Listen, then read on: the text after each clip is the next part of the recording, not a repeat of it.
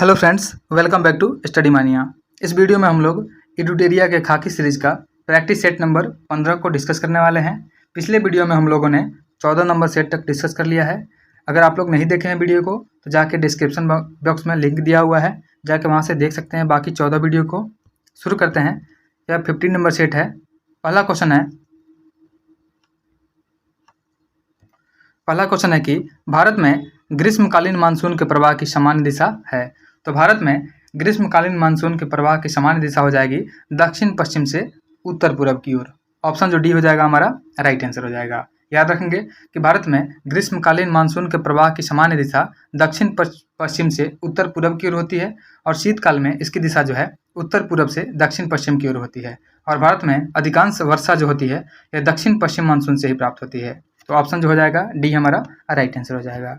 Next है, अगला question है कि निम्नलिखित में से किस जिले में धड़वार भूस्तरीय संरचना वाली चट्टानें नहीं पाई जाती हैं। तो मुंगेर में जो है धड़वार भूस्तरीय संरचना वाली चट्टान पाई जाती हैं। रोहतास जो हो जाएगा यहाँ पे धड़वार भूस्तरीय संरचना वाली चट्टानें नहीं पाई जाती हैं। ऑप्शन बी हमारा राइट आंसर हो जाएगा।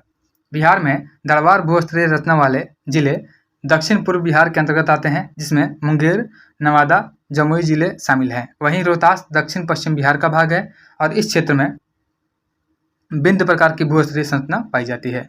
बिहार में बिंद भूस्तरीय रचना कैमूर एवं सोन नदी घाटी रोहतास में पाई जाती है। नेक्स्ट है, अगला क्वेश्चन है कि एक साधारण समुद्री आहार श्रृंखला का सही क्रम क्या है। तो समुद्री आहार श्रृंखला में सबसे सही क्रम हो जाएगा फाइटोप्लैंक्टन हो जाएगा, फिर उसके बाद जू प्लैंक्टन हो जाएगा, फिर उसके बाद क्रेफिश हो जाएगा। ऑप्शन ए हमारा राइट आंसर हो जाएगा। याद रखेंगे कि पौधे ग्रेट लेक्स खाद्य श्रृंखलाओं का आधार बनाते हैं और उन्हें उत्पादक इसलिए कहा जाता है क्योंकि वे प्रकाश संश्लेषण के माध्यम से सूर्य के प्रकाश को परिवर्तित करके अपना भोजन स्वयं बनाते हैं। और इसमें जो प्राथमिक उपभोक्ता होते हैं खाद्य श्रृंखला में, अगला स्तर प्राथमिक उपभोक्ता या ऐसे जीवों से बना होता है जो अन्य जीवों द्वारा उत्पादित भोजन खाते हैं। नेक्स्ट है, अगला क्वेश्चन है, पर्यावरण अनुकूल उपभोक्ता उत्पादों को चिन्हित करने के लिए सरकार द्वारा कौन सा हॉलमार्क आरंभ किया गया है। तो यह हो जाएगा इको मार्क हो जाएगा। ऑप्शन ए हमारा राइट आंसर हो जाएगा। इको मार्क जो है प्रमाण पत्र उन भारतीय उत्पादों को दिया जाता है जो पर्यावरण के प्रति मैत्रीपूर्ण हो और यह भारतीय मानक ब्यूरो द्वारा वर्ष 1991 से दिया जा रहा है। इसे 1991 में दिया जाना शुरू किया गया था। नेक्स्ट है, क्वेश्चन नंबर 5 है, निम्नलिखित में कौन एक सुमेलित नहीं है। तो पहले देखते हैं, गोरखपुर जो है यह राप्ती नदी के किनारे स्थित है, यह सही दिया हुआ है। उसके बाद है लुधियाना सतलज नदी के किनारे है, यह भी सही दिया हुआ है। और उसके बाद दिया है जबलपुर। तो जबलपुर जो है यह सोन नदी नहीं होगा, यह नर्मदा के किनारे स्थित है। याद रखेंगे जबलपुर जो है यह नर्मदा नदी के किनारे स्थित है, तो इसमें सही सुमेलित नहीं होगा। ऑप्शन सी हमारा राइट आंसर हो जाएगा। बाकी जो दिया हुआ है सूरत, तो जो सूरत है यह ताप्ती नदी के किनारे स्थित है, यह भी सही दिया हुआ है। तो ऑप्शन सी हमारा आंसर हो जाएगा। नेक्स्ट है, अगला क्वेश्चन है, क्वेश्चन नंबर 6 है, सूची 1 और 2 को मिलाना है। इसमें सूची 1 जो है इसमें आदिवासी का नाम दिया हुआ है और सूची 2 जो है इसमें अवस्थिति दिया हुआ है कि वे कहाँ पे निवास करते हैं। तो पहला दिया हुआ है भील। तो भील जनजाति जो है यह आदिवासी मुख्यतः यह राजस्थान में पाई जाती है। अगला है गोंड हो जाएगा, यह छत्तीसगढ़ में पाई जाती है। उसके बाद लिंबू जो है लिंबू सिक्किम में पाई जाती है। और उसके बाद कोन्याक जो है यह नागालैंड में पाई जाती है। याद रखेंगे कि भारत की सबसे बड़ी जनजाति यह भील हो जाएगी, दूसरी बड़ी जनजाति गोंड हो जाएगी और तीसरी सबसे बड़ी जनजाति संथाल हो जाएगी। ऑप्शन के अकॉर्डिंग इसमें जो है भील राजस्थान पहले का मिलान 2 हो जाएगा, फिर उसके बाद 3 हो जाएगा, फिर उसके बाद 4, फिर उसके बाद 1 हो जाएगा। 2, 3, 4, 1 हमारा मिलान हो जाएगा। ऑप्शन देखते हैं, ऑप्शन 1 में ही दिया हुआ है 2, 3, 4, 1। ऑप्शन 1 हमारा राइट आंसर हो जाएगा। साथ ही याद रखेंगे कि भील जनजाति जो है राजस्थान, गुजरात, महाराष्ट्र, छत्तीसगढ़ और मध्य प्रदेश राज्यों में भी पाई जाती है। नेक्स्ट है, अगला क्वेश्चन है, पृथ्वी के आंतरिक परत के निर्माण में किन तत्वों की प्रचुरता है। तो पृथ्वी के आंतरिक परत के निर्माण में जो है निकेल और फेरस की प्रचुरता है। ऑप्शन डी हमारा राइट आंसर हो जाएगा। साथ ही याद रखेंगे कि पृथ्वी की मुख्यतः 3 परतें पाई जाती हैं। पहला परत जो होता है जो हम लोग जिसे बोलते हैं सियाल जो होता है, जिसे सियाल बोलते हैं। पहले परत को उसको हम लोग भूप्रपट्टी या भूपटल भी बोलते हैं। उसके बाद दूसरा होता है सीमा, और तीसरा को हम लोग बोलते हैं नीफ है। नाम से ही पता चलता है कि जो सीमा होती है इसमें सिलिका और मैग्नीशियम पाई जाती है, और नीफे जो होता है इसमें निकेल और फेरस यानी लोहा पाया जाता है। नेक्स्ट है क्वेश्चन नंबर 8 है, भारतीय मानक समय की याम्योत्तर नहीं गुजरती है। तो भारतीय मानक समय की जो याम्योत्तर है यह 5 राज्यों से होकर गुजरती है। यह गुजरती है उत्तर प्रदेश, मध्य प्रदेश, छत्तीसगढ़, उड़ीसा और आंध्र प्रदेश। तो इसमें ऑप्शन में महाराष्ट्र दिया हुआ है, जो कि नहीं होगा, यह महाराष्ट्र से होकर के नहीं गुजरती है। ऑप्शन जो सी हो जाएगा हमारा आंसर हो जाएगा। गुजरने वाले राज्य का नाम आप लोग याद रखिएगा, इसमें उत्तर प्रदेश, मध्य प्रदेश, आंध्र प्रदेश, छत्तीसगढ़ और उड़ीसा शामिल है। साथ ही याद रखेंगे कि भारतीय मानक मध्याह्न रेखा जो है यह 82.5 डिग्री जो है 82.5 डिग्री पूर्वी देशांतर है, जो उत्तर प्रदेश के मिर्जापुर से होकर के गुजरती है। और यह मध्याह्न रेखा भारतीय मानक समय को निर्धारित करने में महत्वपूर्ण भूमिका भी निभाती है। भारतीय मानक समय जो है, जो ग्रीनविच टाइम है, उससे 5.5 घंटे आगे है। याद रखेंगे कि 5.5 घंटे जो है भारतीय मानक समय उससे आगे है। नेक्स्ट है अगला क्वेश्चन है, हिंद महासागर में सबसे बड़ा द्वीप है। तो हिंद महासागर में सबसे बड़ा द्वीप जो हो जाएगा यह हो जाएगा मेडागास्कर। ऑप्शन जो सी हो जाएगा हमारा राइट आंसर हो जाएगा। और इसका क्षेत्रफल जो है लगभग इसका क्षेत्रफल हो जाएगा 2,26,658 वर्ग मील हो जाएगा। और यह ग्रीनलैंड, न्यू गिनी और बोर्नियो के बाद विश्व का चौथा सबसे बड़ा द्वीप है। याद रखेंगे, जो ग्रीनलैंड जो जाएगा सबसे बड़ा द्वीप हो जाएगा, उसके बाद न्यू गिनी आता है, फिर बोर्नियो आता है, और उसके बाद जो जाएगा सबसे बड़ा मेडागास्कर हो जाएगा। साथ ही याद रखेंगे कि फ्रांस ने इसे 26 जून 1960 तक उपनिवेश बनाया था। याद रखेंगे कि मेडागास्कर को फ्रांस के द्वारा 26 जून 1960 तक जो है 1960 तक उपनिवेश बनाया गया था। नेक्स्ट है क्वेश्चन नंबर 10 है, निहारिका क्या है। तो निहारिका जो होती है एक धूल, गैस और प्लाज्मा का बादल होती है। ऑप्शन ए हमारा राइट आंसर हो जाएगा। ऑप्शन ए इसका सही आंसर हो जाएगा। और इसकी उत्पत्ति के 2 कारण होती है, ब्रह्मांड की उत्पत्ति से और किसी तारे के विस्फोट से बने सुपरनोवा से। सुपरनोवा जो होता है, जो पदार्थ निकलता है, उसे निहारिका का जन्म होता है। साथ ही याद रखेंगे परावर्तन निहारिका की खोज जो है 1912 में वेस्टो स्लीफर ने किया था। नेक्स्ट है अगला क्वेश्चन है, लाली वन्य जीव अभयारण्य किस राज्य में स्थित है। तो लाली वन्य जीव अभयारण्य जो है यह अरुणाचल प्रदेश में स्थित है। ऑप्शन जो ए हो जाएगा हमारा राइट आंसर हो जाएगा। और अरुणाचल प्रदेश में ब्रह्मपुत्र नदी के तट पर लाली वन्य जीव अभयारण्य है, यह भी याद रखिएगा। नेक्स्ट है अगला है क्वेश्चन नंबर 12 है, निम्नलिखित में कौन सा मेघालय पठार का अंश नहीं है। तो इसमें जो हो जाएगी भुवन पहाड़ियाँ। भुवन पहाड़ी जो है यह मेघालय पठार का अंश नहीं है। भुवन पहाड़ी जो है यह असम प्रदेश के बराक घाटी में कछार जिले में स्थित है। और यह मणिपुर और मिजोरम की सीमा पर बराक घाटी के दक्षिण पूर्व में स्थित है। और यह एक लोकप्रिय तीर्थ स्थल भी है। मेघालय की 3 पहाड़ियाँ हैं, उसमें शामिल है गारो, खासी और जयंतिया। नेक्स्ट है अगला क्वेश्चन है, निम्नलिखित में से कौन सा युग्म जो है सुमेलित दिया हुआ है। पहला दिया हुआ है पहाड़ी श्रृंखला का नाम दिया है, फिर उसके बाद राज्य का नाम दिया हुआ है। तो यहाँ पूछा गया है कौन सा युग्म जो है सही सुमेलित है। उसके बाद लिखा हुआ है कालरायन पहाड़ी कर्नाटक में, जो कि गलत है। उसके बाद लुसाई पहाड़ी है त्रिपुरा में, यह भी गलत दिया हुआ है, क्योंकि कालरायन पहाड़ी जो है यह तमिलनाडु में है। याद रखेंगे कालरायन पहाड़ी जो है यह है तमिलनाडु में, इसमें तो गलत दिया हुआ है। उसके बाद लिखा हुआ है लुसाई पहाड़ियाँ, तो लुसाई पहाड़ियाँ त्रिपुरा में नहीं, यह हो जाएगा मिजोरम में, यह मिजोरम में है। उसके बाद दिया हुआ है अबोर पहाड़ियाँ, अबोर पहाड़ी जो है अरुणाचल प्रदेश में है, यह सही है। और उसके बाद जो है गाविलगढ़ पहाड़ियाँ जो महाराष्ट्र में है, यह भी सही है। तो इसमें पूछा गया है कौन सा युग्म सही सुमेलित है। तो इसमें 3 और 4 जो है सही सुमेलित है, तो ऑप्शन सी हमारा राइट आंसर हो जाएगा। नेक्स्ट है अगला क्वेश्चन है कि 2011 की जनगणना के अनुसार न्यूनतम जनसंख्या घनत्व के अनुसार राज्यों का आरोही क्रम निम्नलिखित में से कौन सा सही दिया हुआ है। तो राज्यों का आरोही क्रम पूछ रहा है, यानी बढ़ते क्रम में हो जाएगा। तो सबसे पहले हो जाएगा अरुणाचल प्रदेश, फिर मिजोरम और फिर सिक्किम हो जाएगा। ऑप्शन बी हमारा राइट आंसर हो जाएगा। यह हो जाएगा भारत के सबसे कम जनसंख्या वाले राज्य हो जाएंगे। सबसे कम जनसंख्या घनत्व के मामले में जो हो जाएगा सबसे पहले अरुणाचल प्रदेश हो जाएगा, फिर उससे ज़्यादा डेंसिटी मिजोरम का है, और उससे ज़्यादा जो हो जाएगा सिक्किम का हो जाएगा। तो जनसंख्या घनत्व में सबसे कम जो हो जाएगा अरुणाचल प्रदेश का। यहाँ पे मात्र 1 किलोमीटर स्क्वायर में मात्र 17 व्यक्ति ही होते हैं। और सबसे अधिक पूछा जाए अगर कि सबसे अधिक जनसंख्या घनत्व जो है यह बिहार में हो जाएगी। बिहार में 1106 व्यक्ति प्रति वर्ग किलोमीटर हैं। नेक्स्ट है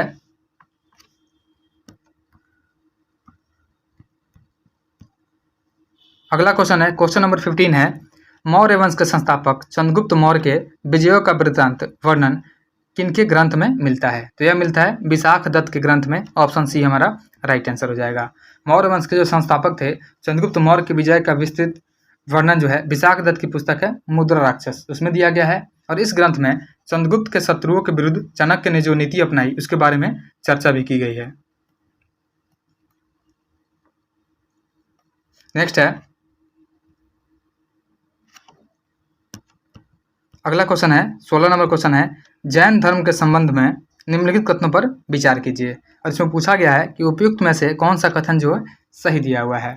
पहले है, जैन धर्म के सिद्धांतों का उपदेश देने वाले दिगंबर कहलाते थे, जो कि गलत दिया हुआ है। दिगंबर जो कपड़े नहीं पहनते थे उनको जैन धर्म में दिगंबर कहा गया है, तो गलत दिया हुआ है। अगला है, पार्श्वनाथ जैन धर्म के 23वें तीर्थंकर थे, यह भी सही दिया हुआ है। और पार्श्वनाथ का जो चिन्ह हो जाएगा यह सर्प यानी सांप हो जाएगा। नेक्स्ट है, जैन धर्म में अजितनाथ के बाद संभवनाथ अगले तीर्थंकर हुए थे, यह भी सही दिया हुआ है कि जैन धर्म में अजितनाथ के बाद संभवनाथ जो है अगले तीर्थंकर हुए थे, यह भी सही दिया हुआ है। तो ऑप्शन जो 2 हो जाएगा और 3 दोनों सही दिया हुआ है। ऑप्शन बी हमारा राइट आंसर हो जाएगा। जैन धर्म के दूसरे तीर्थंकर थे अजितनाथ, इनके बाद जो तीर्थंकर हुए थे तीसरे तीर्थंकर यह हुए थे संभवनाथ। और जो पहले थे तो पहले जो थे यह हो जाएंगे ऋषभदेव। याद रखेंगे कि ऋषभदेव जो थे यह जैन धर्म के प्रथम तीर्थंकर थे, और जो महावीर थे यह अंतिम और 24वें तीर्थंकर रहे थे। नेक्स्ट है अगला क्वेश्चन है, क्वेश्चन नंबर 17 है, खिलजी वंश के किस सुल्तान ने शासितों के स्वैच्छिक समर्थन पर आधारित राज्य के सिद्धांत का पालन किया था? यह किया गया था जलालुद्दीन खिलजी के द्वारा। ऑप्शन बी हमारा राइट आंसर हो जाएगा। जलालुद्दीन खिलजी खिलजी वंश का संस्थापक था, जिन्होंने स्पष्ट शब्दों में यह विचार रखा था कि राज्य को शासितों के स्वैच्छिक समर्थन पर आधारित होना चाहिए।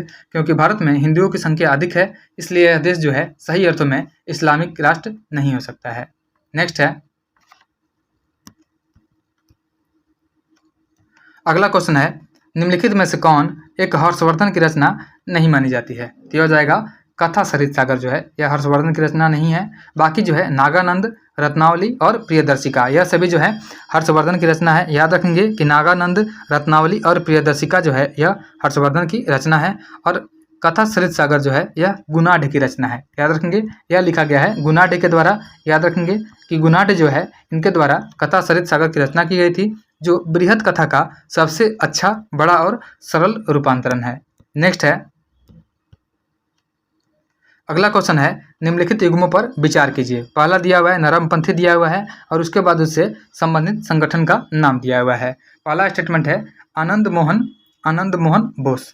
तो आनंद मोहन बोस जो है या इंडियन एसोसिएशन के संस्थापक थे, जो कि सही है। फिर जस्टिस एमजी रनाडे यह पूना सार्वजनिक सभा के संस्थापक हो जाएंगे, संबंधित हो जाएंगे। जी सुब्रमण्यम अय्यर मद्रास महाजन सभा से संबंधित है, और फिरोज शाह मेहता जो है यह बॉम्बे प्रेसिडेंसी एसोसिएशन से संबंधित है। तो हमारा आंसर जो हो जाएगा ऑप्शन डी हो जाएगा, चारों सही हो जाएगा। साथ ही याद रखेंगे कि इंडियन एसोसिएशन ऑफ कोलकाता जो है इसे इंडियन नेशनल एसोसिएशन के रूप में भी जाना जाता था, जिसने इंडियन लीग का स्थान लिया, और 1876 में सुरेंद्र नाथ बनर्जी और आनंद मोहन बोस के नेतृत्व में बंगाल के युवा राष्ट्रवादियों के द्वारा स्थापित किया गया था। और इंडियन एसोसिएशन ने राजनीतिक सवालों पर एक मजबूत जनमत के निर्माण और आम राजनीतिक कार्यक्रम में भारतीय लोगों की एकजुटता के प्रयास भी किए थे।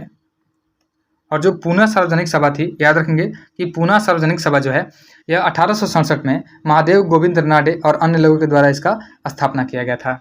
उसके बाद है मद्रास महाजन सभा। तो मद्रास महाजन सभा जो है इसका स्थापना किया गया था 1884 ईस्वी में।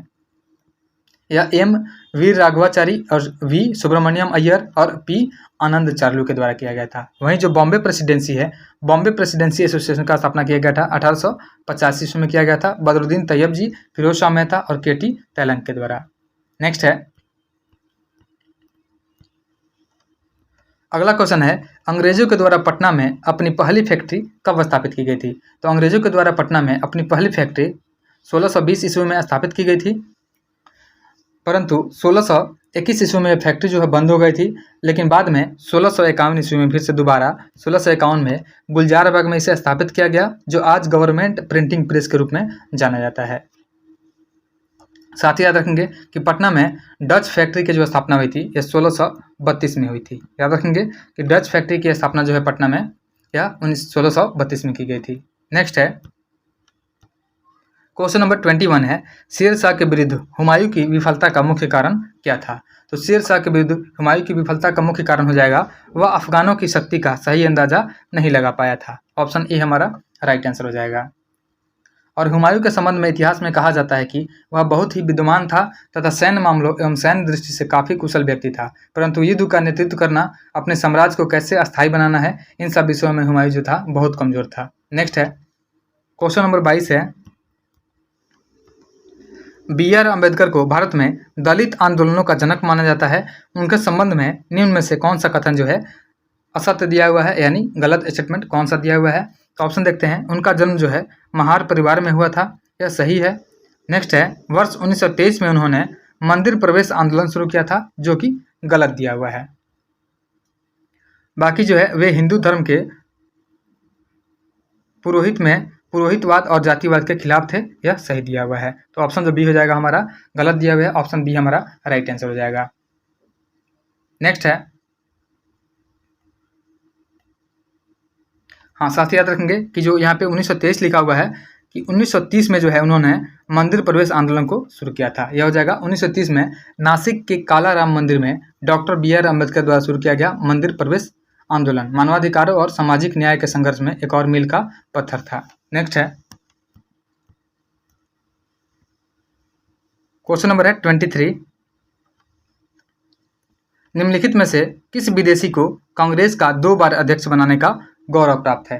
तो हो जाएंगे विलियम वेडरबर्न। ऑप्शन ए हमारा राइट आंसर हो जाएगा। विलियम वेडरबर्न जो है एक विदेशी थे जो 2 बार कांग्रेस के अध्यक्ष बने थे। एक बार बने थे 1889 में जो बम्बई में हुआ था, बम्बई में बने थे। उसके बाद 1910 में जो है इलाहाबाद में अध्यक्ष बने थे।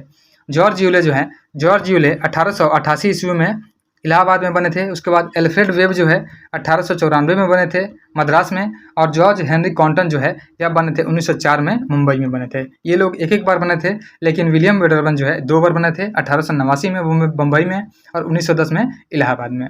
नेक्स्ट है अगला क्वेश्चन है, निम्नलिखित समाचार पत्रों को उनकी भाषा के साथ सुमेलित करना है। तो दिया हुआ है अल हिलाल, तो जो अल हिलाल है इसकी भाषा हो जाएगी उर्दू। उसके बाद है केसरी का भाषा हो जाएगा मराठी। स्वदेश मित्रन जो है इसकी भाषा हो जाएगी तमिल, और समाचार दर्पण का भाषा हो जाएगा बंगाली। तो हमारा मिलान जो हो जाएगा यह हो जाएगा 2143। ऑप्शन जो डी हो जाएगा हमारा राइट आंसर हो जाएगा। याद रखेंगे कि जो अल हिलाल है यह मौलाना अबुल कलाम आज़ाद के द्वारा प्रकाशित उर्दू भाषा का साप्ताहिक अखबार था, जिसका प्रकाशन जो है 1912 से शुरू किया गया था। उसके बाद है केसरी। तो जो केसरी यह मराठी भाषा का समाचार पत्र है। इसका प्रकाशन किया गया था 1881 में लोकमान्य तिलक के द्वारा किया गया था। उसके बाद है स्वदेश मित्रन जो है यह तमिल भाषा का समाचार पत्र है, और इसका प्रकाशन 1882 में किया गया था। साथ ही याद रखेंगे कि जो समाचार दर्पण यह श्रीरामपुर से एक बैप्टिस्ट मिशनरी ने 1818 ईस्वी में इसका शुरुआत बंगाली साप्ताहिक पत्रिका के रूप में किया था। नेक्स्ट है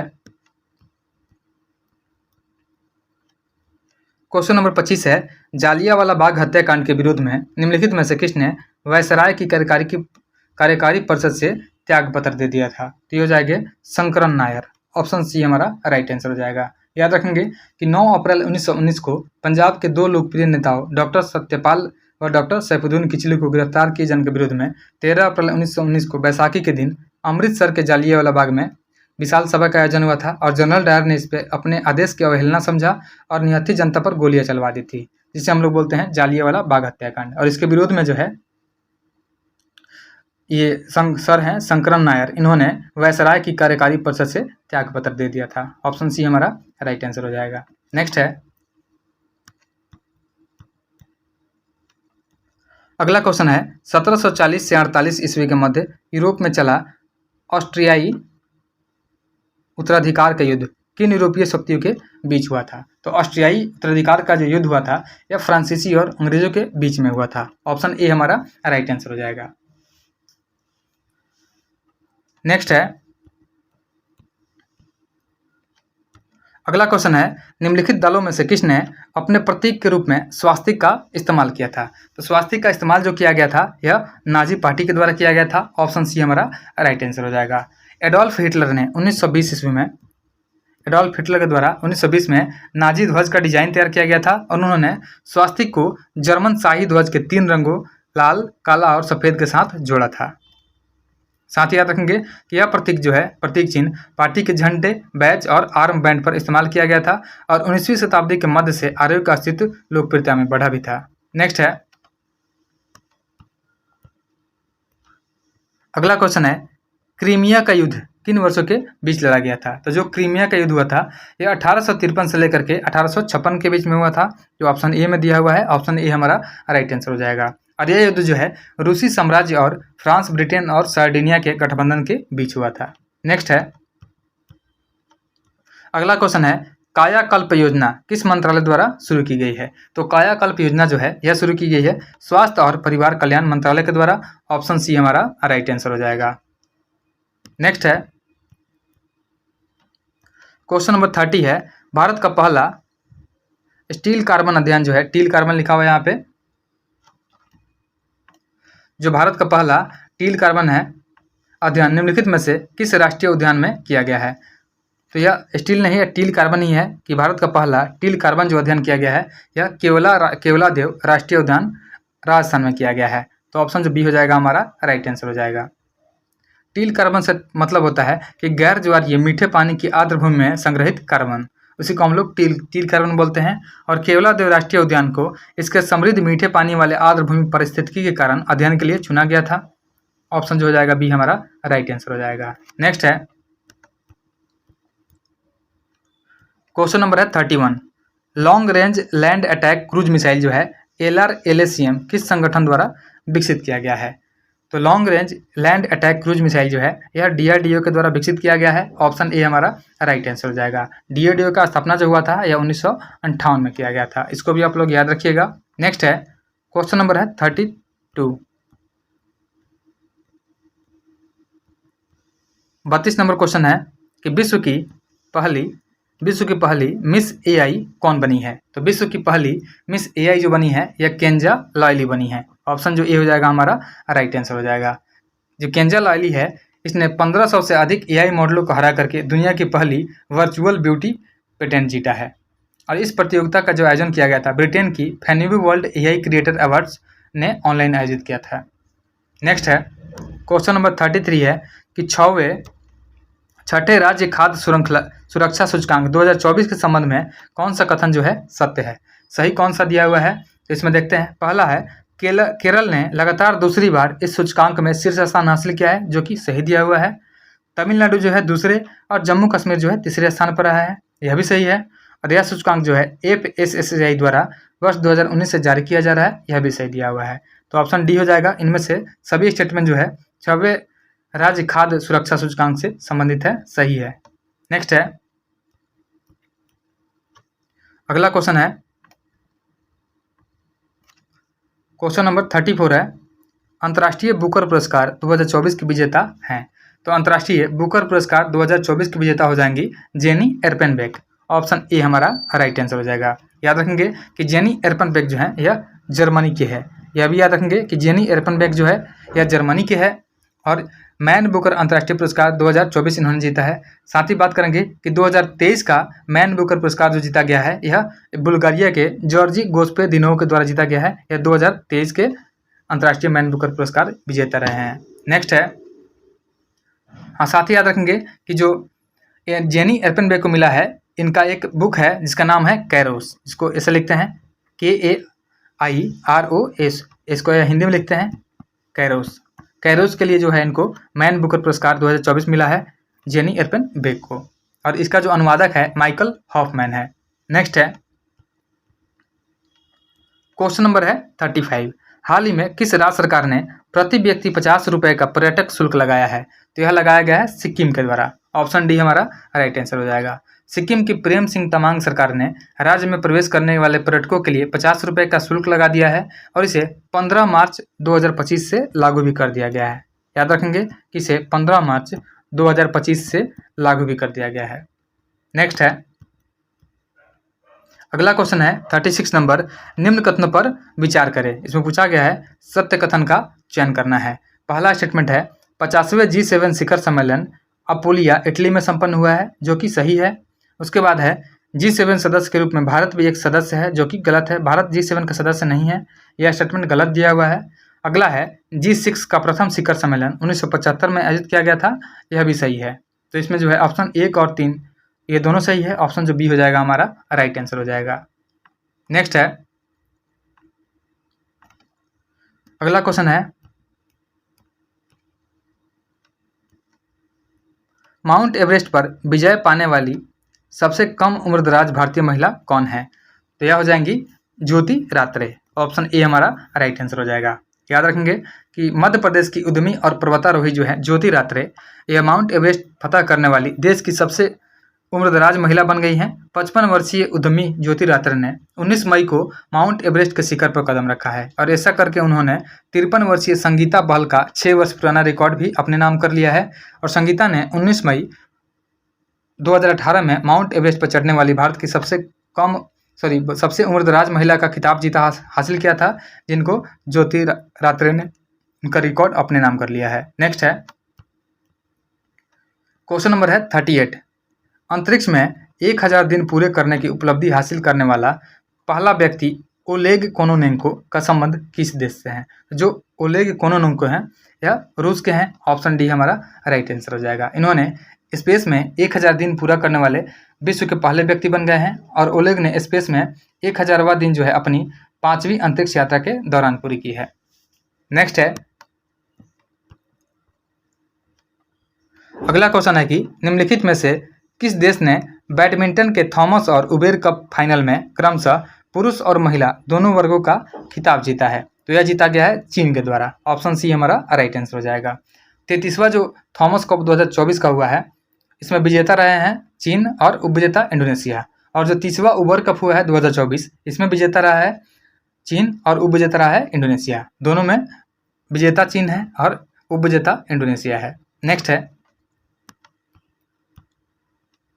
क्वेश्चन नंबर 40 है, निम्नलिखित का मिलान सही कर कूट का चयन करना है। पहले राज्य का नाम दिया हुआ है, फिर वहाँ के राज्यपाल का नाम दिया हुआ है और यह लेटेस्ट डाटा पे आधारित है। तेलंगाना के जो राज्यपाल हो जाएंगे यह हो जाएंगे जिष्णुदेव शर्मा। ऑप्शन जो इसका मिलान हो जाएगा 2 हो जाएगा। उसके बाद है सिक्किम के जो राज्यपाल हैं यह हो जाएंगे श्री ओम प्रकाश माथुर, इसका मिलान 1 हो जाएगा। झारखंड के जो हो जाएंगे श्री संतोष कुमार गंगवार हो जाएंगे। उसके बाद छत्तीसगढ़ के हो जाएंगे रमेन डेक्का। तो हमारा जो ऑप्शन हो जाएगा पहले 2, फिर 1, फिर 4 और फिर 3। ऑप्शन 1 हमारा राइट आंसर हो जाएगा। साथ ही याद रखेंगे कि असम के जो राज्यपाल हैं यह हैं श्री लक्ष्मण प्रसाद आचार्य, मणिपुर के अजय कुमार भल्ला हैं, पंजाब के श्री गुलाब चंद्र कटारिया हैं, महाराष्ट्र के श्री CP राधाकृष्णन हैं, मिजोरम के VK सिंह हैं और बिहार में आरिफ मोहम्मद खान हैं जो पहले केरल के राज्यपाल रहे थे। नेक्स्ट है, सूची 1 को 2 से मिलाना है। इसमें सूची 1 में महोत्सव का नाम दिया हुआ है और सूची 2 में राज्य का नाम दिया हुआ है। जो बेहदी नखलम त्यौहार होता है यह होता है मेघालय में, इसका मिलान 2 हो जाएगा। उसके बाद है लोंगटे महोत्सव जो कि अरुणाचल प्रदेश में होता है, इसका मिलान 3 हो जाएगा। उसके बाद है फूलदेई महोत्सव, तो फूलदेई महोत्सव जो होता है यह होता है उत्तराखंड में, इसका मिलान 4 हो जाएगा। और उसके बाद है नुआखाई महोत्सव, तो नुआखाई महोत्सव जो होता है यह होता है उड़ीसा में, इसका मिलान जो हो जाएगा 1 हो जाएगा। ऑप्शन देखते हैं, पहले हो जाएगा हमारा 2, 3, 4 और 1। 2, 3, 4, 1 हो हमारा आंसर हो जाएगा।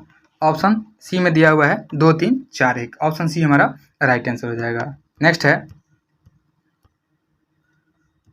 अगला क्वेश्चन है पंचामृत योजना जिसका उद्देश्य गन्ने की खेती में नई तकनीक का प्रयोग करना है, किस राज्य सरकार के द्वारा शुरू किया गया है? तो पंचामृत योजना जो है यह शुरू किया गया है उत्तर प्रदेश राज्य सरकार द्वारा। ऑप्शन बी हमारा राइट आंसर हो जाएगा। साथ ही याद रखेंगे कि उत्तर प्रदेश सरकार के द्वारा जो है और भी योजना शुरू किया गया है, जैसे डिजिटल डॉक्टर क्लिनिक योजना, मुख्यमंत्री कन्या सुमंगला योजना, पंचामृत योजना, नंद बाबा दुग्ध मिशन योजना, नंदनी कृषक समृद्धि योजना। साथ ही याद रखेंगे कि छत्तीसगढ़ सरकार के द्वारा शुरू किया गया है महतारी वंदना योजना, मुख्यमंत्री महतारी न्याय रथ योजना और मुख्यमंत्री मितान योजना। वैसे ही उड़ीसा सरकार के द्वारा शुरू किया गया है सुभद्रा योजना, एकाम्र योजना, अम्मा पोखरी योजना और मो जंगल जामी योजना। वैसे ही कर्नाटक सरकार के द्वारा भी शुरू किया गया है गृह लक्ष्मी योजना, अन्न भाग्य योजना।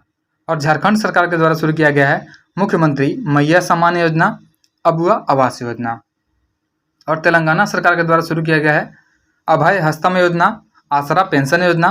और तमिलनाडु सरकार के द्वारा शुरू किया गया है क्लैगनार महिला पात्रता योजना। नेक्स्ट है अगला क्वेश्चन है 43 नंबर, किस देश ने अंतरिक्ष मैत्री मिशन के अंतर्गत इसरो की वाणिज्यिक शाखा new space India limited NSIL के साथ $18 मिलियन के समझौता पर हस्ताक्षर किया है? यह क्या है? ऑस्ट्रेलिया ने। ऑप्शन बी हमारा राइट आंसर हो जाएगा। नेक्स्ट है क्वेश्चन नंबर 44 है, निम्न कथनों पर विचार करें। इसमें पूछा गया है कि असत्य कथन का चयन करना है कि कौन सा इसमें गलत दिया हुआ है। तो पहला है स्पेस अंतर्राष्ट्रीय सौर संगठन में पूर्ण सदस्य के रूप में शामिल होने वाला 100वां देश बन गया है। स्पेन जो है यह अंतर्राष्ट्रीय सौर संगठन में पूर्ण सदस्य के रूप में 100वां सदस्य देश बना है, जो कि गलत देश बना है, जो गलत दिया हुआ है। उसके बाद है अंतर्राष्ट्रीय सौर गठबंधन की स्थापना COP15 के अनुसार के दौरान जो है की गई थी, यह भी गलत दिया हुआ है। याद रखेंगे कि जून 2024 में है दक्षिण अमेरिकी देश जो है पराग्वे जो है अंतर्राष्ट्रीय सौर गठबंधन में पूर्ण सदस्य के रूप में शामिल होने वाला 100वां देश बना है, जो कि यहाँ पे दिया हुआ है स्पेन, यह गलत दिया हुआ है, यह हो जाएगा पराग्वे। याद रखेंगे। और पराग्वे जो है यह लैंडलॉक कंट्री है, जो 100वां देश बन गया है ISA का। उसके बाद है इसके स्थापना के बारे में दिया हुआ है कि पेरिस में 2015 में COP21 के दौरान, यह COP21 हो जाएगा। COP21 के दौरान जो है सौर ऊर्जा को बढ़ावा देने के लिए भारत तथा फ्रांस द्वारा संयुक्त रूप से इसका गठन किया गया था। इसका स्थापना जो किया गया था 2015 में किया गया था और इसका मुख्यालय जो है यह गुरुग्राम हरियाणा में है। नेक्स्ट है क्वेश्चन नंबर 45 है, अगस्त 2024 में गृह मंत्रालय ने बिहार के किन 2 जिलों को नक्सल मुक्त घोषित किया है? ये हो जाएगा, ऑप्शन हो जाएगा हमारा बांका और पश्चिम चंपारण। ऑप्शन बी हमारा राइट आंसर हो जाएगा। गृह मंत्रालय ने राज्य को सूचित किया है कि बांका और पश्चिम चंपारण अब नक्सल मुक्त जिले हैं। नेक्स्ट है, साथ ही याद रखेंगे कि इस घोषणा के बाद राज्य में केवल 8 जिले जो है नक्सल प्रभावित हैं। याद रखेंगे कि बिहार में अभी भी 8 जिले नक्सल प्रभावित हैं, जिसमें शामिल है औरंगाबाद, गया, मुंगेर, जमुई, कैमूर, नवादा, लखीसराय और रोहतास। नेक्स्ट है क्वेश्चन नंबर है 46, हाल ही में किस भारतीय महिला को सशस्त्र बल चिकित्सा सेवा का महानिदेशक नियुक्त किया गया है? तो यह किया गया है आरती सरीन को। ऑप्शन ए हमारा राइट आंसर हो जाएगा। याद रखेंगे कि आरती सरीन को भारतीय सशस्त्र बल चिकित्सा सेवा का महानिदेशक नियुक्त किया गया है। ऑप्शन ए हमारा राइट आंसर हो जाएगा।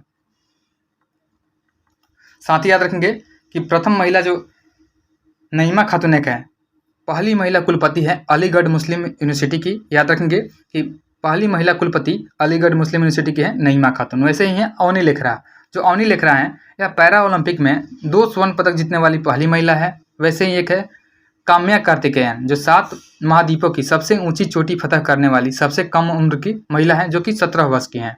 एक है ज्योति रात्रे, जो एवरेस्ट पर चढ़ने वाली सबसे उम्रदराज महिला है, ज्योति रात्रे।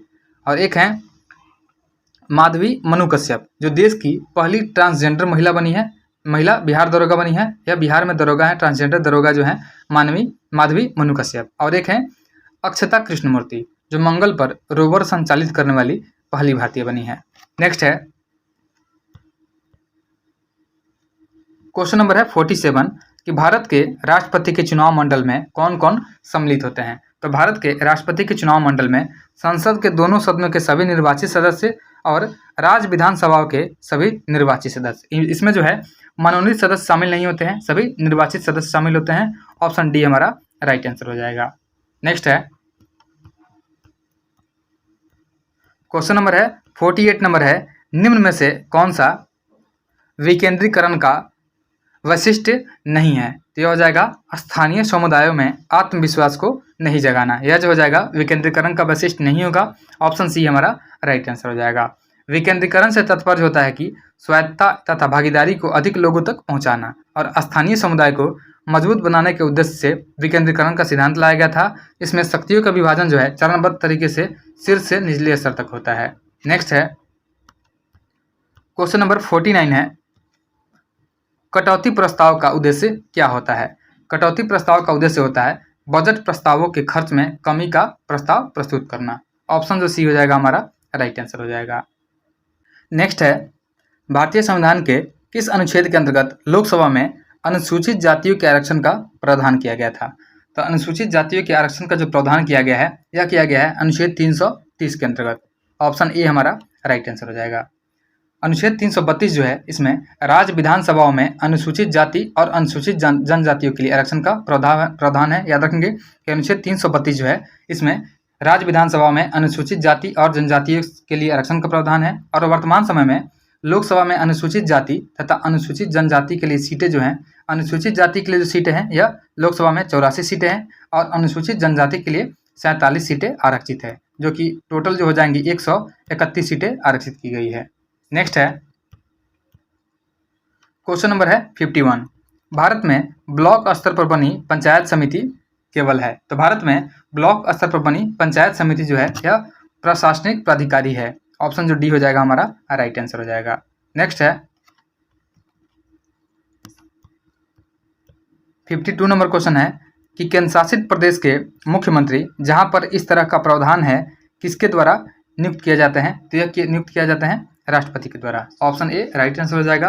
और वर्तमान में दिल्ली तथा पुदुचेरी केंद्र शासित प्रदेश में मुख्यमंत्री पद का सृजन किया गया है। नेक्स्ट है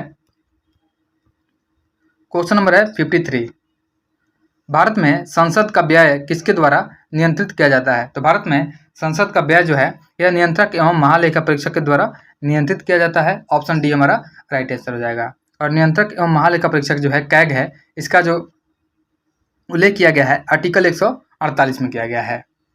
और सीजीए जो है अपनी वार्षिक रिपोर्ट को राष्ट्रपति को सौंपता है, यह भी बात आप लोग याद रखिएगा। नेक्स्ट है क्वेश्चन नंबर है 54 नंबर है, मौलिक अधिकारों की सूची में से संपत्ति का अधिकार जो है राइट ऑफ प्रॉपर्टी किसके शासनकाल में निकाल दिया गया था? तो यह निकाला गया था मोरारजी देसाई के शासनकाल में। ऑप्शन डी हो जाएगा हमारा राइट आंसर हो जाएगा। जब हुआ था 44वां संविधान संशोधन, याद रखेंगे कि 44वां संविधान संशोधन के द्वारा संपत्ति के अधिकार को 1978 में मौलिक अधिकार से हटा दिया गया था और वर्तमान में मौलिक अधिकारों की संख्या जो है अब टोटल 6 रह गई है। इस संशोधन के समय जो है भारत के प्रधानमंत्री मोरारजी देसाई थे और मोरारजी देसाई का कार्यकाल जो था यह 1977 से लेकर के 1979 ईस्वी तक रहा था।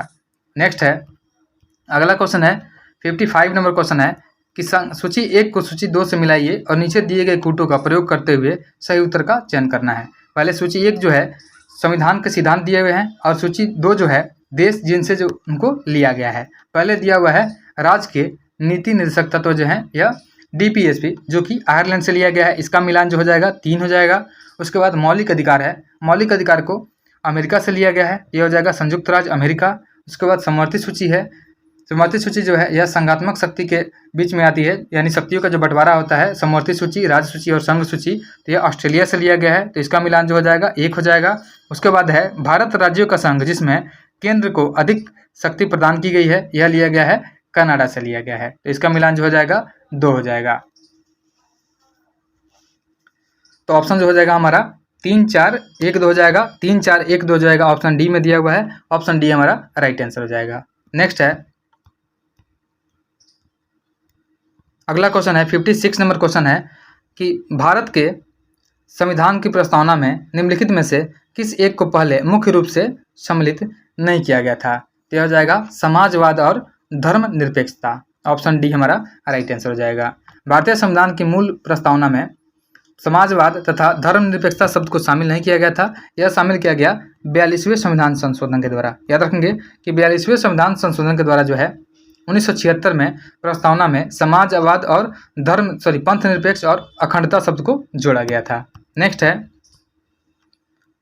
क्वेश्चन नंबर है 57 कि भारत में तृतीय क्षेत्र जो है टर्शियरी सेक्टर में सम्मिलित नहीं है। इसमें नीचे दिए गए कूट में सही उत्तर का चयन करना है। तो टर्शियरी क्षेत्र में कौन से सम्मिलित नहीं होंगे, तो इसमें जो है व्यापार और परिवहन यह टर्शियरी क्षेत्र में आते हैं, यह सेवा क्षेत्र में आते हैं। परिवहन, संचार और बैंकिंग और बीमा जो है यह भी सेवा क्षेत्र में आते हैं। वानिकी और मत्स्यिकी हो जाएगा, यह प्राथमिक क्षेत्र में सम्मिलित है, तो यह टर्शियरी में नहीं होगा। इसमें पूछा गया कौन टर्शियरी में शामिल नहीं है तृतीयक क्षेत्र में, तो ऑप्शन 3 हो जाएगा सिर्फ हमारा, ऑप्शन डी हमारा राइट आंसर हो जाएगा। नेक्स्ट है, अगला क्वेश्चन है 58 नंबर क्वेश्चन है कि भारत में नगरीय क्षेत्रों में बीपीएल परिवारों की पहचान के लिए निम्नलिखित में से कौन सी समिति गठित की गई थी, तो यह की गई थी हाशिम समिति, ऑप्शन डी हमारा राइट आंसर हो जाएगा।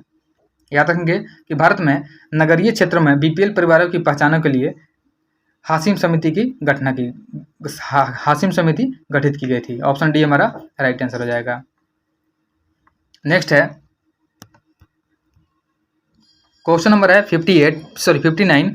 भारत सरकार की राजकोषीय नीति का निम्न में से कौन एक उद्देश्य नहीं है, तो हो जाएगा अंतर राज्यीय व्यापार का नियम जो है यह भारत सरकार की राजकोषीय नीति का उद्देश्य नहीं होगा, ऑप्शन सी हमारा राइट आंसर हो जाएगा। भारत सरकार की राजकोषीय नीति का उद्देश्य हो जाएगा पूर्ण रोजगार, मूल्य स्थिरता और धन तथा आय का नियोजित विवरण। नेक्स्ट है, क्वेश्चन नंबर 60 है, भारत में औद्योगिक क्षेत्र की उपलब्धि को मापने के लिए निम्न में से कौन सी संस्था औद्योगिक उत्पादन के सूचकांक को जारी करती है, तो यह जारी किया जाता है CSO के द्वारा, केंद्रीय सांख्यिकी कार्यालय के द्वारा, ऑप्शन सी हमारा राइट आंसर हो जाएगा। जो CSO है 1950 से औद्योगिक उत्पादक सूचकांक जो है कि संकलन और प्रकाशन के लिए जिम्मेदार है। नेक्स्ट है, अगला क्वेश्चन है कि निम्नलिखित युग्मों में से कौन सा जो है सही सुमेलित नहीं है, यानी गलत जो है कौन सा दिया हुआ है। पहले है औद्योगिक वित्त, औद्योगिक वित्त जो हो जाएगा यह सिडबी, यह संबंधित है, यह सही है। उसके बाद ग्रामीण बुनियादी ढांचे का विकास यह भारत निर्माण से संबंधित है, यह भी सही है। ग्रामीण साख जो है इसको यह नाबार्ड से संबंधित है, यह भी सही है। यह है ग्रामीण रोजगार जो SJSRY जो कि गलत दिया हुआ है, यह सम्मिलित नहीं है, ऑप्शन डी हमारा राइट आंसर हो जाएगा। जो SJRY जो है यह है स्वर्ण जयंती शहरी रोजगार मिलन जो 1 दिसंबर 1997 को शुरू किया गया था। 1 दिसंबर 1997 को इसका शुरुआत किया गया था। इसका उद्देश्य है शहरी बेरोजगारों को रोजगार उपलब्ध कराना, न कि ग्रामीण बेरोजगारों को। यहाँ पे ग्रामीण रोजगार लिखा हुआ है तो यह गलत हो जाएगा, ऑप्शन जो डी हो जाएगा हमारा राइट आंसर हो जाएगा। नेक्स्ट है, छठी पंचवर्षीय योजना के दौरान निम्नलिखित में से कौन सा कार्यक्रम शुरू किया गया था, तो छठी पंचवर्षीय योजना के दौरान जो है एकीकृत ग्रामीण विकास कार्यक्रम को शुरू किया गया था और यह 1980 से 85 तक रहा था। याद रखेंगे कि 1980 से 85 तक जो है छठी पंचवर्षीय योजना का कार्यकाल रहा था। और एकीकृत ग्रामीण विकास कार्यक्रम जो है भारत सरकार द्वारा 1978 में बनाया गया और 2 अक्टूबर 1980 को लागू किया गया था। नेक्स्ट है,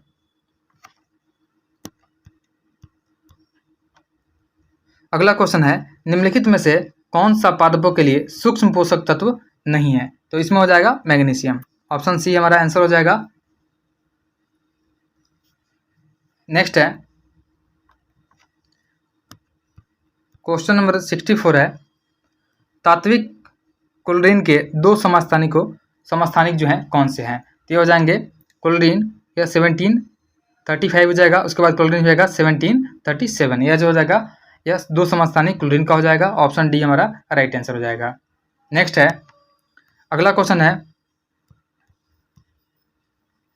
क्वेश्चन नंबर 65, जंतु कोशिकाओं में कौन सा अंगक बाहरी पदार्थों का पाचन कर सकता है, तो बाहरी पदार्थों का पाचन जो है यह लाइसोसोम के द्वारा किया जा सकता है, ऑप्शन बी हमारा राइट आंसर हो जाएगा। लाइसोसोम में पाचन एंजाइम होते हैं जो बड़ी और छोटी दोनों तरह की सामग्री तोड़ सकते हैं, जिसमें बैक्टीरिया और अन्य कोशिकांग शामिल हैं जो अब काम नहीं कर रहे हैं। नेक्स्ट है,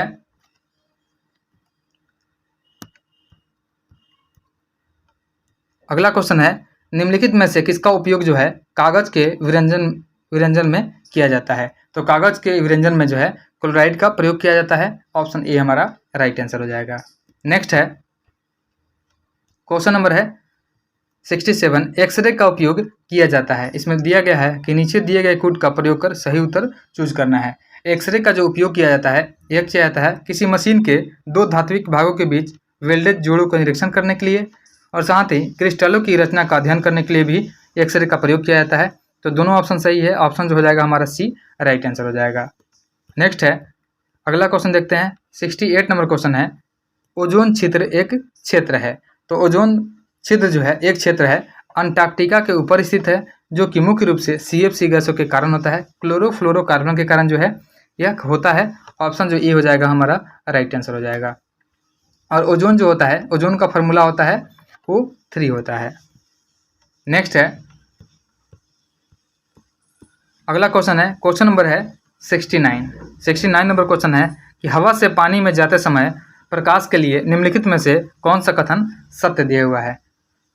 तो हवा से पानी में जाते समय सत्य हो जाएगा कि इसकी तरंग दैर्ध्य और वेग दोनों जो है कम हो जाते हैं। याद रखेंगे कि हवा से पानी में जाते समय प्रकाश का जो तरंग दैर्ध्य होता है और वेग दोनों जो है कम हो जाता है। और जब प्रकाश की किरण एक विरल माध्यम से सघन माध्यम में यानी हवा से पानी में प्रवेश करती है, तो यह घटना जो है बिंदु पर दो माध्यमों की सीमा पर खींचे हुए अभिलंब की ओर विचलित होती है।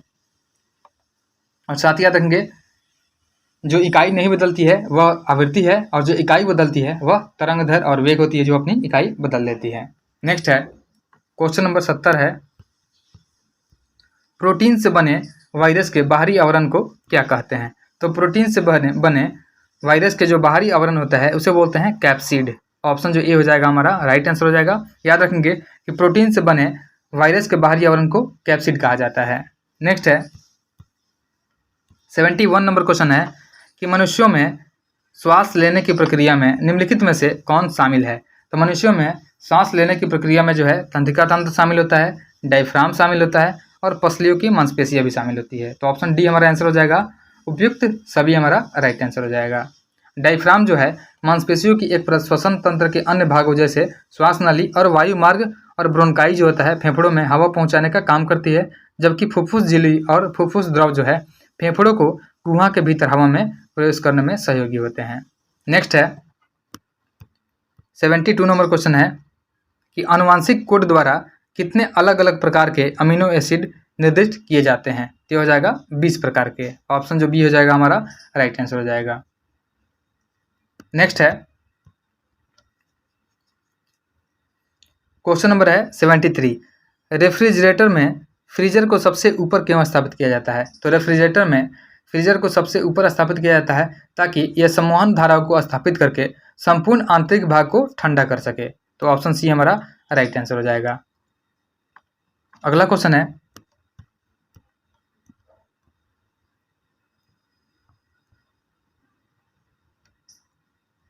क्वेश्चन नंबर 74 है, निम्नलिखित में किस विधि से एक कमरे में धातु की मेज पर रखी गई गर्म कॉफी का कप गर्म हो सकता है। तो यह हो सकता है चालन, सम्मोहन, विकिरण और वाष्पीकरण। ऑप्शन डी हमारा राइट आंसर हो जाएगा। गर्मी का कुछ हिस्सा जो है धातु की मेज द्वारा दूर ले जाया जाता है और कॉफी की सतह के पास हवा के सम्मोहन धाराएं स्थापित की जाती है, जो कुछ गर्मी के नुकसान के लिए जिम्मेदार होती है। और गर्म कॉफी के आसपास के वातावरण में विकिरण द्वारा भी गर्मी खो जाती है। अधिकांश गर्मी जो है अंतिम विधि द्वारा खो जाती है। नेक्स्ट है, क्वेश्चन नंबर है 75, फूट रोग नामक रोग का कारक कौन होता है। तो जो फूट रोग होता है इसका जो कारक होता है बैक्टीरिया होता है। याद रखेंगे फूट रोग जो होता है यह बैक्टीरिया के कारण होता है। ऑप्शन जो हो जाएगा ये हमारा राइट आंसर हो जाएगा। और जो फूट रोग होता है यह पशुओं में खुर जो होता है पशुओं की उसमें सड़न होने लगती है। नेक्स्ट है, क्वेश्चन नंबर 76 है, जानवरों की हड्डियों और दांतों में मौजूद मुख्य रासायनिक पदार्थ क्या है। तो जानवरों की हड्डियों और दांतों में मौजूद मुख्य रासायनिक पदार्थ जो हो जाएगा कैल्शियम फॉस्फेट हो जाएगा। कैल्शियम फॉस्फेट जिसका फॉर्मूला होता है CA3PO4 का होल 2 होता है। नेक्स्ट है,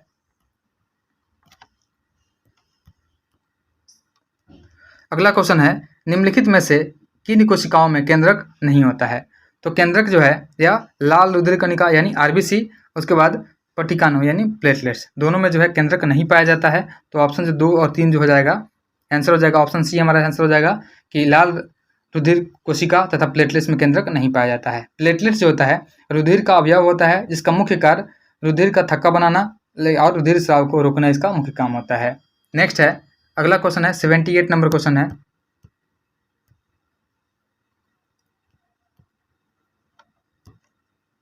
सुपर कूलिंग एक तरल को है डैश तक ठंडा करना होता है। तो सुपर कूलिंग का मतलब होता है एक हिमांक से नीचे तक ठंडा करना हो जाएगा। तो ऑप्शन बी हमारा राइट आंसर हो जाएगा। इसी को हम लोग सुपर कूलिंग बोलते हैं। नेक्स्ट है क्वेश्चन नंबर है 79। जनित्र जो होता है जनरेटर एक ऐसा उपकरण है जो यांत्रिक ऊर्जा को विद्युत ऊर्जा में परिवर्तित करता है और साथ ही विद्युत चुंबकीय प्रेरण के सिद्धांत पर आधारित होता है।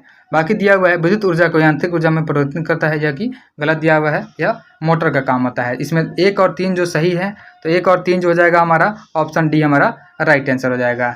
नेक्स्ट है एक वस्तु को अवतल दर्पण के अक्ष पर उसके वक्रता केंद्र से परे एक बिंदु पर रखा जाता है तो निर्मित प्रतिबिंब जो होगा यह उल्टा और वास्तविक बनेगा। उल्टा और वास्तविक जो है ऑप्शन डी में दिया हुआ है, ऑप्शन डी हमारा राइट आंसर हो जाएगा। जब किसी वस्तु की स्थिति जो होती है यह अनंत पर होती है अवतल दर्पण में, तो प्रतिबिंब की स्थिति फोकस पर होती है, तो उसका प्रतिबिंब का जो प्रकृति होता है यह छोटा होता है, उल्टा और वास्तविक होता है। वक्रता केंद्र पर होती है तो प्रतिबिंब की स्थिति और अगर वक्रता केंद्र पर होती है तो प्रतिबिंब का जो प्रकृति होता है यह बराबर उल्टा और वास्तविक होता है। नेक्स्ट है अगला क्वेश्चन है क्वेश्चन नंबर 81 है CO2 में निम्न में से किस प्रकार का संकरण पाया जाता है। तो जो कार्बन डाइऑक्साइड है इसमें sp संकरण पाया जाता है, ऑप्शन जो ए हो जाएगा हमारा राइट आंसर हो जाएगा। sp प्रकार का जो संकरण है यह पाया जाता है CO2 में पाया जाता है, यह C2H2 में भी पाया जाता है, उसके बाद BeCl2 में भी पाया जाता है और BeH2 में भी जो है sp संकरण पाया जाता है। और इसका जो एंगल होता है यह 180 डिग्री होता है। नेक्स्ट है ईस्ट का उपयोग वाइन और बियर उद्योगों में किया जाता है क्योंकि यह उत्पादन करता है, यह अल्कोहल का अवायवीय रूप से उत्पादन करता है, ऑप्शन सी हमारा राइट आंसर हो जाएगा। इसलिए इसका उपयोग जो है वाइन और बियर बनाने के लिए किया जाता है। नेक्स्ट है क्वेश्चन नंबर 83 है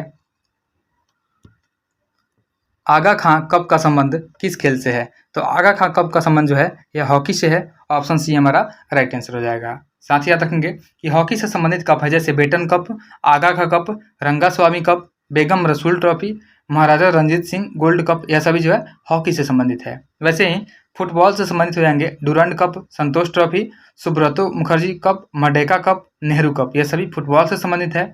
और क्रिकेट से संबंधित है, क्रिकेट से हो जाएंगे ईरानी ट्रॉफी होता है, Ranji trophy, Dilip trophy, champion trophy. और टेबल टेनिस में होता है कॉर्बियन कप महिलाओं का और स्वेटलिंग जो होता है यह पुरुषों का होता है।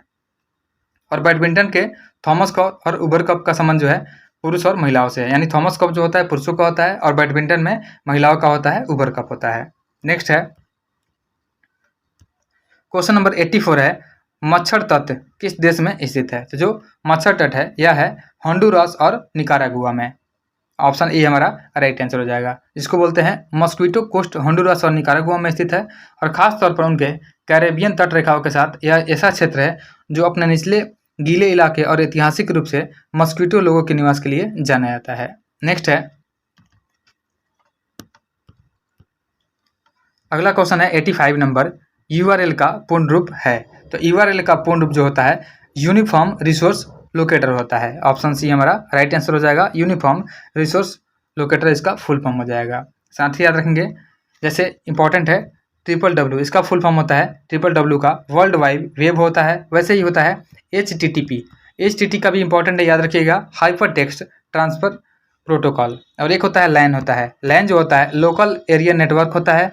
उसके बाद एक वैन होता है, तो वैन का जो फुल फॉर्म होता है यह होता है वाइड एरिया नेटवर्क होता है। ALU का अर्थमेटिक लॉजिक यूनिट होता है।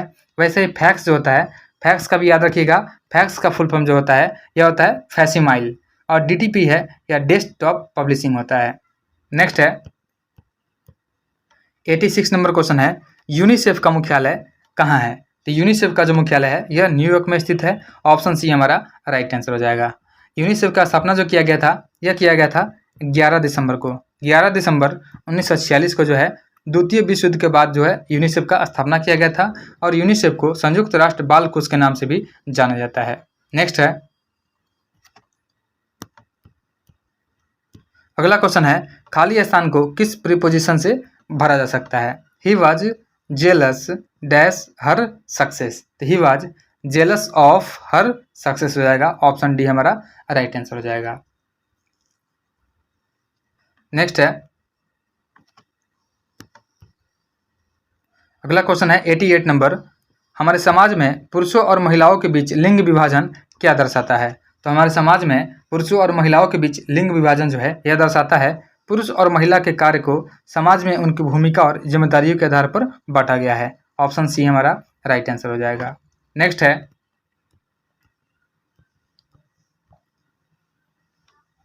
क्वेश्चन नंबर 89 है, मुंडेश्वरी महोत्सव बिहार के किस जिला में मनाया जाता है?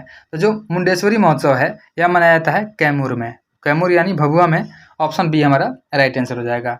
और मंदिर में पशु बलि की परंपरा भी है, जिसमें बकरा को चढ़ाया जाता है, लेकिन उसका वध नहीं किया जाता है। यह सात्विक बलि परंपरा पूरे भारत में अनोखी है। रामगढ़ गांव जो ग्राम है यह स्वतंत्रता सेनानी कपिल देव सिंह का जन्म स्थान है। साथ ही याद रखेंगे कि बिहार के प्रमुख मंदिर है जैसे बोध गया का महाबोधि मंदिर है, विष्णुपद मंदिर गया में है, सूर्य मंदिर औरंगाबाद में है, एक जल मंदिर है जो पावापुरी में है, महावीर मंदिर पटना में है और जानकी मंदिर जो है सीतामढ़ी में है। नेक्स्ट है, क्वेश्चन नंबर 90 है, संस्कृति शब्द का विश्लेषण है। तो संस्कृति शब्द का विश्लेषण हो जाएगा सांस्कृतिक। ऑप्शन सी हमारा राइट आंसर हो जाएगा। अगला क्वेश्चन है 91 number, choose the nearest meaning of the word. इसका दिया है ऑब्लिगेटरी। ऑब्लिगेटरी का नियरेस्ट वर्ड क्या हो जाएगा? ये हो जाएगा रिक्वायर्ड। ऑप्शन सी हमारा राइट आंसर हो जाएगा। ऑब्लिगेटरी का मतलब होता है अनिवार्य, तो इसका जो साइन जैसा हो जाएगा यह हो जाएगा रिक्वायर्ड हो जाएगा। रिक्वायर्ड का मतलब आवश्यक होता है। नेक्स्ट है, अगला क्वेश्चन है 92 नंबर, जातिवाचक संज्ञा से भाववाचक संज्ञा के निर्माण का सही उदाहरण क्या है? पहले जातिवाचक संज्ञा दिया हुआ, उसके बाद भाववाचक दिया होगा। तो इसमें हो जाएगा लड़का, लड़का का हो जाएगा लड़कपन। यह जो है जातिवाचक से भाववाचक बना है। ऑप्शन सी हमारा राइट आंसर हो जाएगा। नेक्स्ट है 93 नंबर क्वेश्चन है, वर्तनी की दृष्टि से शुद्ध विकल्प का चयन करना है। तो हो जाएगा वृत्यानुप्रास। वृत्यानुप्रास जो हो जाएगा ऑप्शन जो सी हो जाएगा हमारा राइट आंसर हो जाएगा। नेक्स्ट है, यहाँ पे दवाइयाँ लिखा हुआ है, यह चंद्रबिंदु नहीं, यहाँ पे दवाइयाँ में सिर्फ एक बिंदु होगा जो कि गलत है। अंतर्राष्ट्रीय लिखा हुआ है यहाँ पे, तो अंतर्राष्ट्रीय में यह अंतर प्लस राष्ट्रीय है, अंतर प्लस राष्ट्रीय। नेक्स्ट है 94 है, identify the correct tense in the given sentence.